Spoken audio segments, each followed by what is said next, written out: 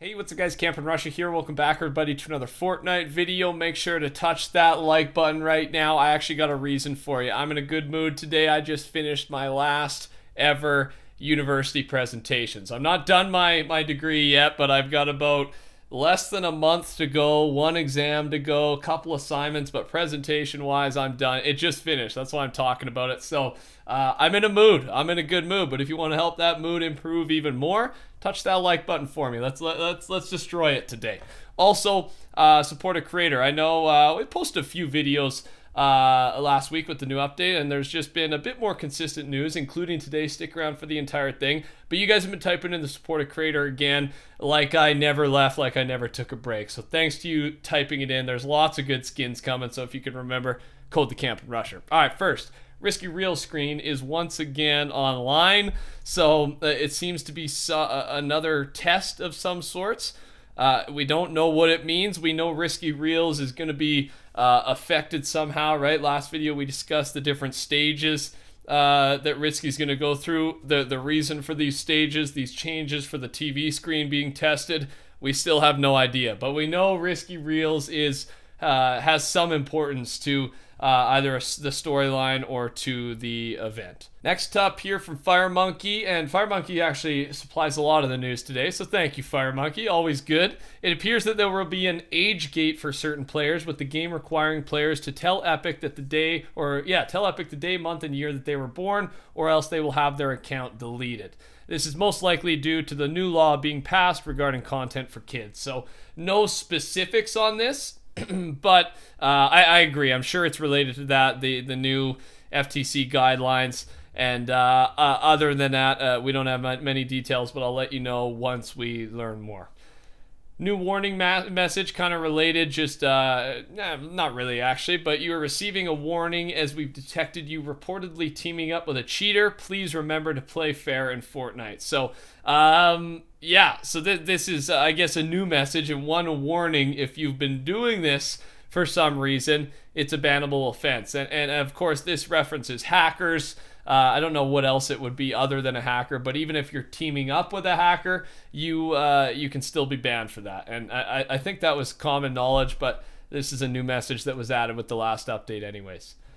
More servers appear to be in the works, and this is what was added in the hotfix recently, and these are the IDs. So we don't actually necessarily know what every ID means. I mean, we can take guesses. Oregon, maybe, North California, Virginia, Ohio, Tokyo. I'm just taking guesses, but you know what I mean. And this is always a good thing. The more servers, the better ping that the average player gets, right? Ping comes down to how close you are to one of Fortnite's servers, I guess the closest Fortnite server. So if that closest one is closer to you, or if there's just more of them, there's a better chance you'll have higher ping, as you're bound to be closer to one of them if there's more. So always good to see. Before I move into this next bit of news, I just had a question for you guys. I've been posting the last couple days, just been working a lot on that last presentation, to be honest with you, and a little bit of news here and there, but nothing crazy. But I have been playing some Fortnite. You know, I always make time for Fortnite. And what have you been doing with the recent shotgun change, the tactical shotgun headshot nerf to be specific? How are you coping? Have you been rolling with the pump shotgun, the tac shotgun? At where's your trade-off? I've been debating it pretty heavily. I guess it kind of depends on my shot. It's definitely way more evened out now, and I'm glad. But yeah, I think I go back and forth between. I'll take the one of better rarity no matter what. But if it's a blue tack and a blue pump, I guess depends if my aim is on or not. If the aim is on, I'm going with that pump. If not, I'm going with the tack. I was just curious to see what you guys are doing after just about a week of playing with the new shotgun update. On top of that, a new merch collab has started. It's Fortnite times New Era in Europe, and I think it's only available in the UK currently, but it's for beanies and hats related to Fortnite. There's a couple photos, so just thought I'd let you know if you're in the UK and you're interested, go ahead, enjoy some new hat wear, some new headwear. Search and Destroy, man. This one actually got me excited. Fire Monkey tweeted this yesterday. Search and Destroy audio files were added in 11.2, And I had found this under audio files for creative mode sounds in the folder gadgets. Could relate to a future LTM. And man, would that be fun. If they do some version of Search and Destroy in the near future, you know I'm going to be playing a lot of it. Expect some gameplay of that once it comes out. But I'll play, it's about a minute of sound, so I'll play that quickly.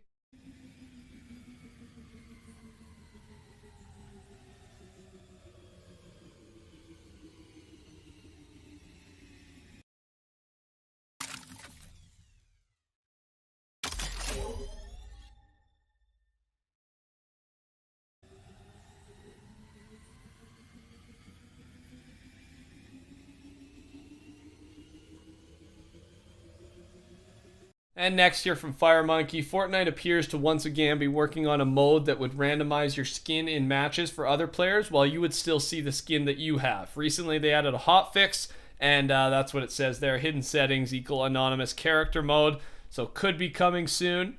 Also, I feel like this is important to note.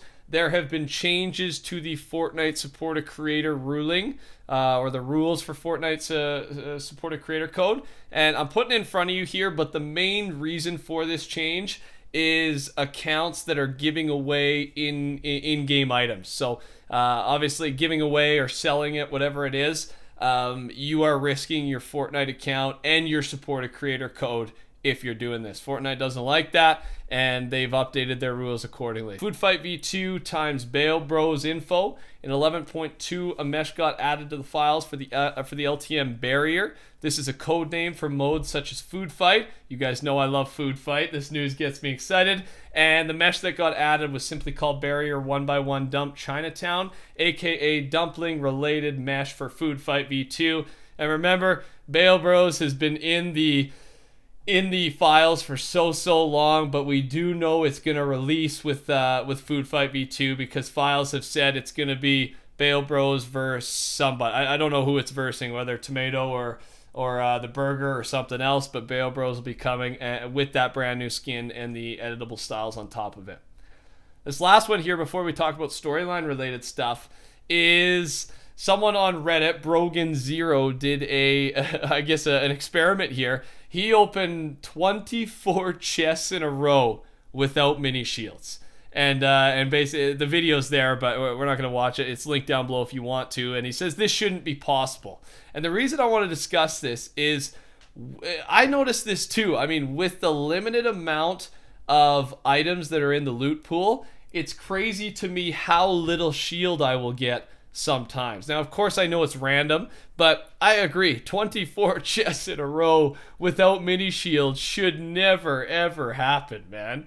And I just think again, opinion time. I want to get your thoughts on this now that we're kind of getting in deep into this small loot pool meta. And again, I like it. Gameplay wise, it is fun. It is more fair. There's a lot of snipers, man. You get sniped a lot, but that's part of it. And I pick them up too, but is there enough shield spawns, minis and bigs, for the lack of loot? Right? There shouldn't be a lack of shield spawns with such a little loot pool. Back in the day, they had to do some balancing, right, with the addition of so many new weapons. They came back, rebalanced shield spawn rates, and it was all good, right? There was a period in Chapter 1 that had this problem too, but it just seems like this shouldn't be a problem with such a small loot pool. So I kind of want to know your thoughts.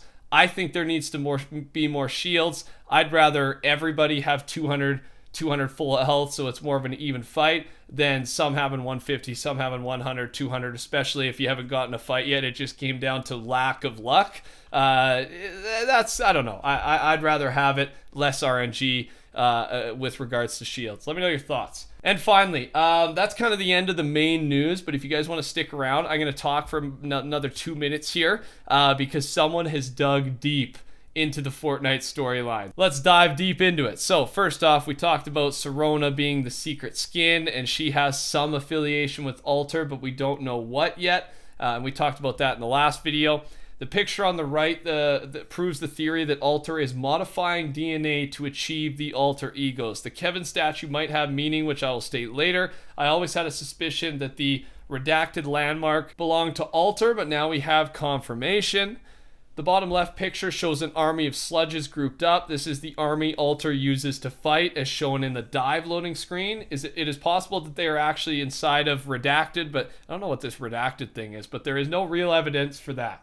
The bottom right picture shows a hurricane, and it's a bad one. This could just be the storm we see every game, or it could be something bigger. We talked about that in a previous video. And the top picture shows a leaded skin named Big Chuggus. It is possible he's being tested on to make Ripley's, which Alter then transforms into sludge. This testing could be the same that is happening at a shack south of Slurpy Swamp.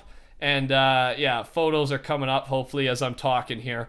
And then and the slurp thing is kind of what I didn't know. So as we go here, we know Alter turns Ripley's into sludges because of the hunter and hunted loading screen. My theory is that they are trying to do their first fusion other than fusion on Ripley and Sludge because they are not human, they are disposable. This also leads into the answer to one of my questions from last time. They altered the DNA of the egos so they could fuse them with the egos. However, they didn't want to try a human in case something went wrong like last time. Back to what I was saying about the Kevin statue and Steamy Stacks. Because 0 Point Energy went wrong last time, they might be trying to use Cube Energy instead. The final piece, Chaos Agent. What I and many others assumed was that the Final Reckoning was just a Halloween event and nothing more. We now know that it's much bigger than that. Forget what I said in earlier versions. Chaos Agent is almost certainly the head of Alter. The first clue is that he looks almost identical to the logo. He's also looking at tons of Alter information, stuff they wouldn't just hand out to anyone.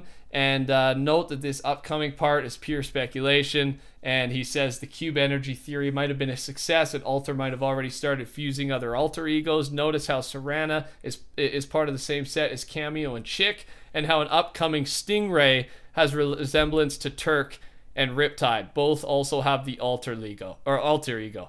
That's it, man. That's a lot of info. Holy Lord. I tried to read as fast as possible, but I feel like this guy knows what he's talking about. He's made some right calls already. He referenced a previous theory a couple times there, but I don't think it matters. I think it all made sense regardless, but let me know your thoughts. Do you agree, disagree? If so, what parts? Yeah, I want to hear it in the comment section. Thanks for watching, everybody, and make sure to touch that like button on your way out. Subscribe to the channel if you're new around here. I'll talk to you soon.